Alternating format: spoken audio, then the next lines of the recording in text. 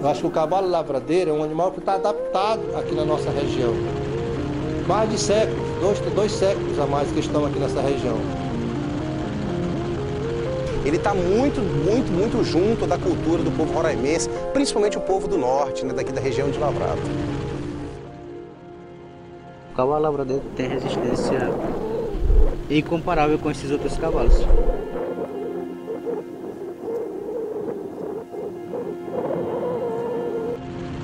Esses animais se reproduzem, se multiplicam, sem nenhum contato com o homem, sem vacinas, sem vermífugos, sem nada. Própria sorte.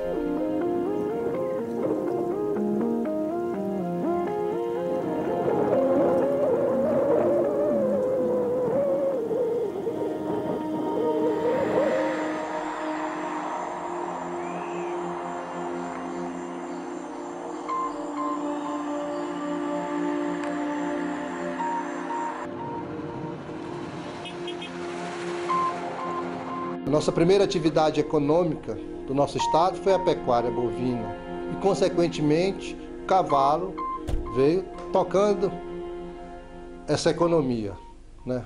Essa produção do gado bovino aqui em Roraima. Roraima era isolado do restante do Brasil. A produção do gado era levado para Manaus e o único modo de se locomover aqui no estado era através dos cavalos. Em 1789, né, são os registros que falam da introdução de bovinos na região de Cerrado, aqui, que a gente chama de Lavrado. O Lobo da Almada vislumbrou, né, a oportunidade de trazer bovinos para essa região, para ter uma atividade econômica para o hoje estado de Roraima, né? E a partir daí, vários outros mais rebanhos de bovinos foram introduzidos e provavelmente nesse início aí nós não temos registro, né, de quando efetivamente os cavalos vieram, mas com certeza os cavalos vieram para poder ter a lida com os bovinos, né? Então você imagina os bovinos soltos nessas extensas áreas de lavrado. Meu pai é pecuarista há muito tempo e eu nasci, me criei já desde criança nessa lida, no dia a dia com os animais, e a gente sempre utilizou cavalos lavradeiros, né? A nossa fazenda é uma fazenda de cria, onde a gente cria gado Nelore, e o cavalo lavradeiro ele sempre teve junto com a pecuária. Desde o passado, desde a introdução ao gado bovino aqui nas fronteiras, né? Na região de fronteiras, que foi uma forma de colonização, e o cavalo ele veio junto porque a lida do gado ela precisa necessariamente do cavalo.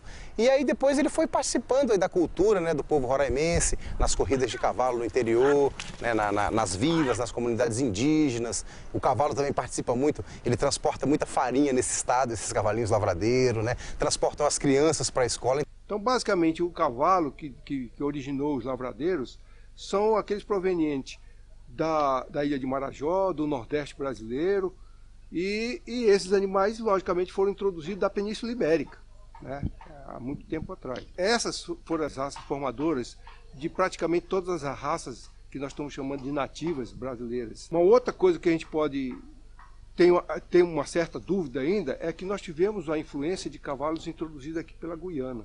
Na época que a nossa Guiana, que era a Guiana inglesa, né, era dependente, era uma colônia dos ingleses, e os ingleses introduziram na Guiana os cavalos puro sangue inglês, né? Esses cavalos também foram introduzidos no lavrado de Roraima e de alguma forma influenciaram na formação do lavradeiro, entendeu?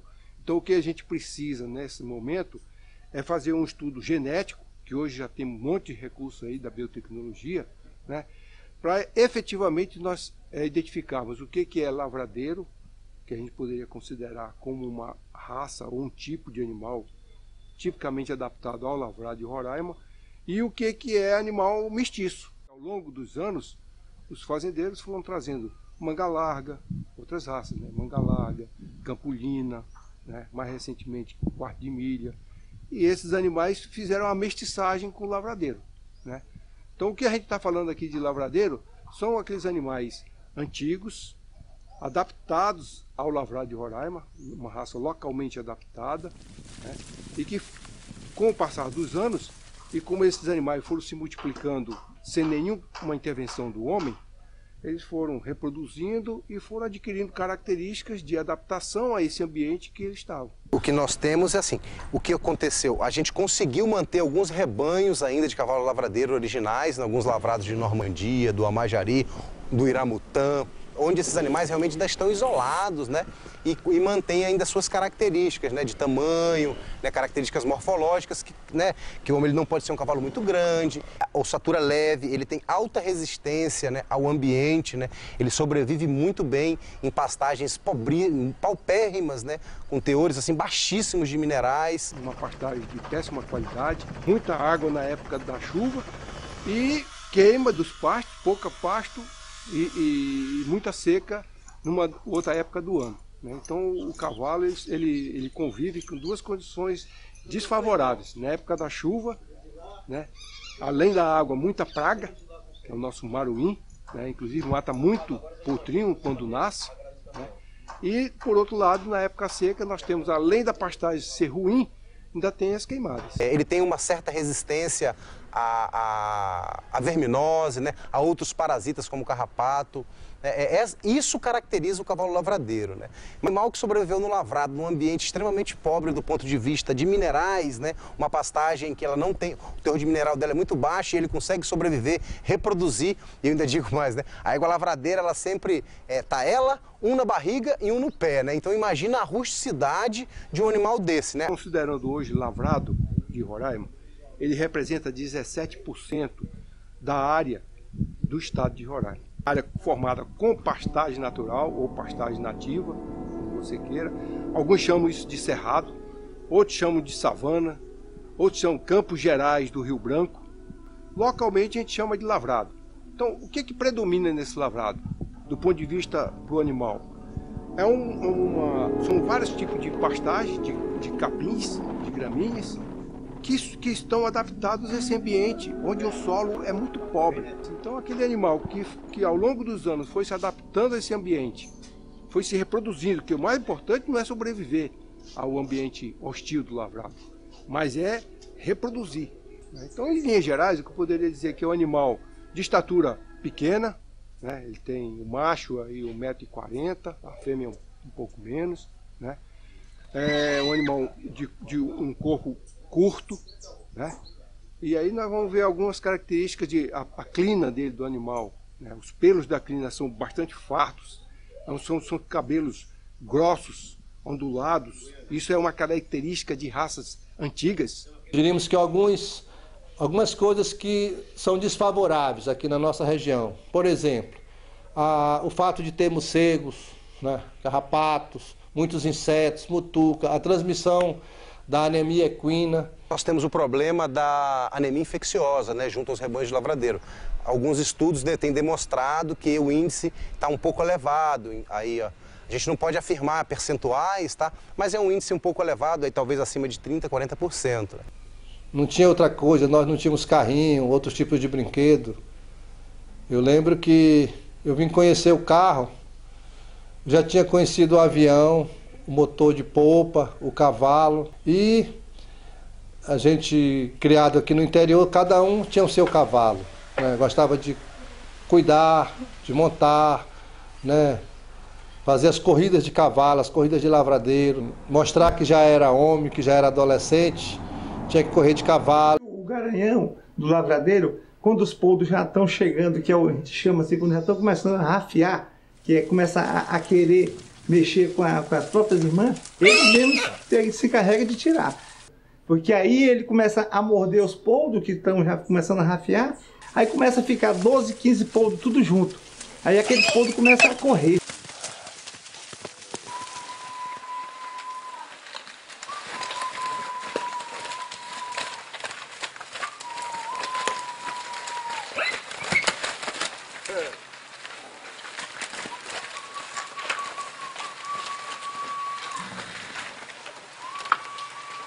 Por exemplo, se tiver uns 60 animais aqui, 30 é a metade é lavradeiro, que não vai no curral. Então aquilo ali vai aumentando. Teve uma época na cavalaria do papai que nós chegamos até ali na faixa de 200 animais, 80 era lavradeiro, que a gente não tinha mais aquele controle. Isso aí é dos lavradeiros. Ele só que já foi tomado, né? Porque aqui foi porque ele é inteiro, aí o cavalo mordeu ele.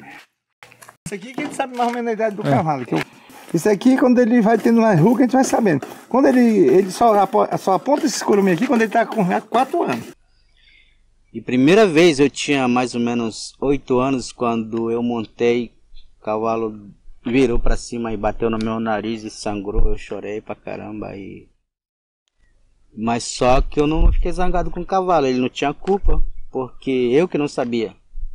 Nós sabemos que cavalo lavradeiro, ele é muito importante para viajar para outras comunidades, tem resistência.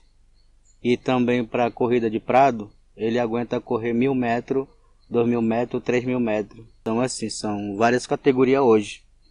Hoje já chegou o cavalo mestiço na nossa comunidade. Cavalo puro, cavalo mestiço e cavalo lavradeiro. Mas hoje ainda nós temos cavalo lavradeiro nos lavrados. Eles são menores, mas são resistentes. Geralmente os jockeys são filhos de domadores.